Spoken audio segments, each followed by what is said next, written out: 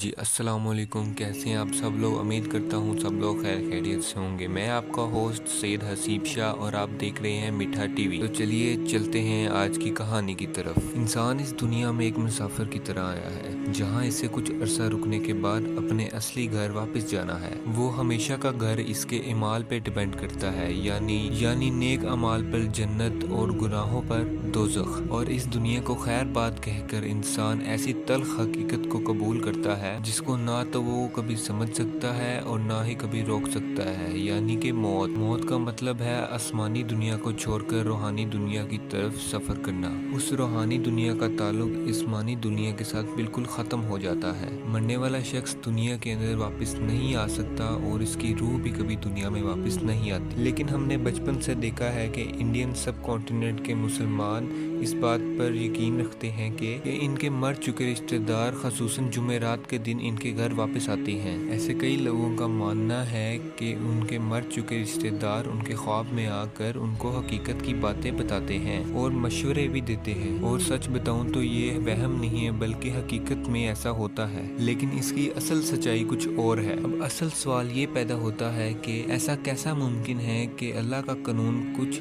انسانوں کے لیے بدل جائے یا اس میں کوئی گلچ آ جائے؟ یہ ایک انتہائی اہم سوال ہے جس کا جواب زیادہ تر آج بھی لوگ نہیں جانتے، اور اس ایک چیز نے کئی لوگوں کو انجانے میں گمراہ بھی کر رکھا ہے۔ آپ دیکھتے ہیں جو لوگ مردوں کو بخشوانے کے لیے یارویاں اور چلیسویاں کرواتے ہیں، وہ اکثر خواب میں دیکھتے ہیں کہ ان کے مر گئے دادا دادی، مثال کے طور پر ماں باپ، یا پھر مثال کے طور پر میاں بیوی، ان میں سے کوئی بھی ان کے خواب میں آ کر ان سے باتیں کرتا ہے اور ان کی گھر میں موجودگی محسوس ہوتی ہے۔ مثلاً جیسی خوشبو دادا جی لگاتے تھے ویسی خوشبو آنا شروع ہو جاتی ہے، یا پھر روح اپنے آس پاس کی موجودگی کا احساس کرواتی ہے۔ آپ کو بتاتا چلوں کہ یہ حقیقت کے اندر سب کچھ ایسا ہی ہوتا ہے، لیکن اصل بات یہ ہے کہ وہ مر چکے رشتہ دار کی روح نہیں ہوتی بلکہ اس کا ہمذات ہوتا ہے، ایک ایسا شیطانی جن جو دنیا کے ہر انسان کے ساتھ پیدا ہوتا ہے اور موت تک اس کے ساتھ ہی رہتا ہے، اور وہ اس انسان کے بارے میں سب کچھ جانتا ہے، یہاں تک کہ وہ اس انسان کی مرنے کے بعد بھی کوشش کرتا ہے کہ وہ لوگوں کو گمراہ کرے۔ اس لیے تو کبھی خواب کے اندر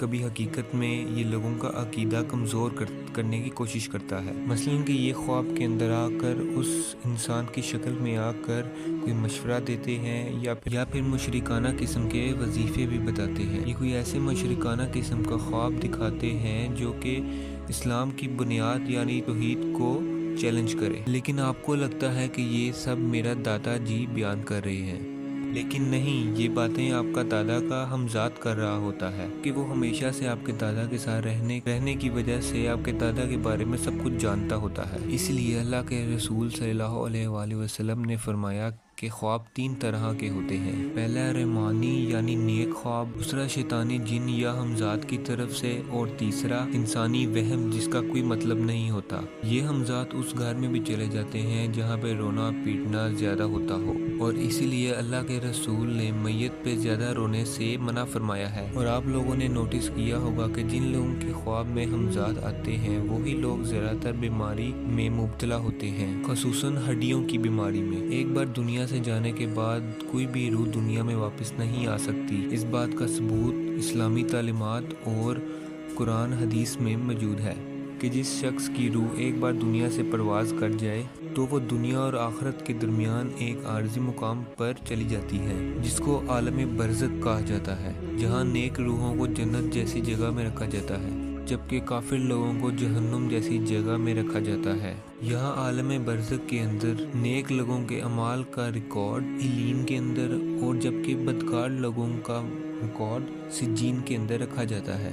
جو بھی روح ایک بار عالم برزخ کے اندر داخل ہوگی وہ کبھی بھی دنیا میں واپس نہیں جا سکتی، اور اس بارے میں قرآن واضح طور پر بتاتا ہے کہ موت کے بعد انسان برزخ کی زندگی کے اندر داخل ہو جاتا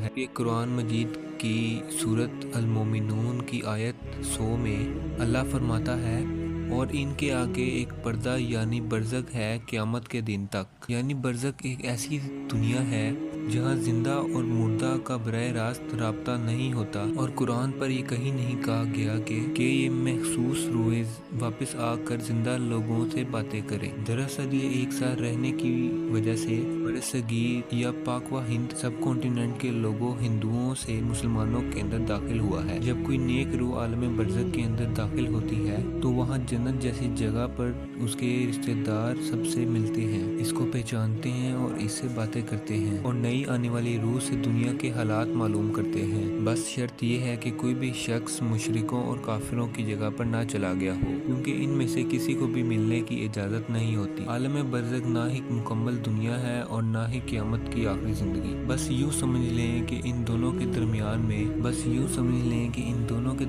में एक जगह है जहाँ पे इंसान का शऊर तो बाकी रहता है, लेकिन इंसान मादी पाबंदियों से आज़ाद हो जाता है। अल्लाह ताला से दुआ है कि हमारी रूह को बेहतरीन ठिकाना मिले, हमारे लिए आलम बरज़ख पुरसकून जगह बने। अल्लाह ताला हमें समझने की और नेक कमाल करने की तौफीक अता फरमाए। आमीन।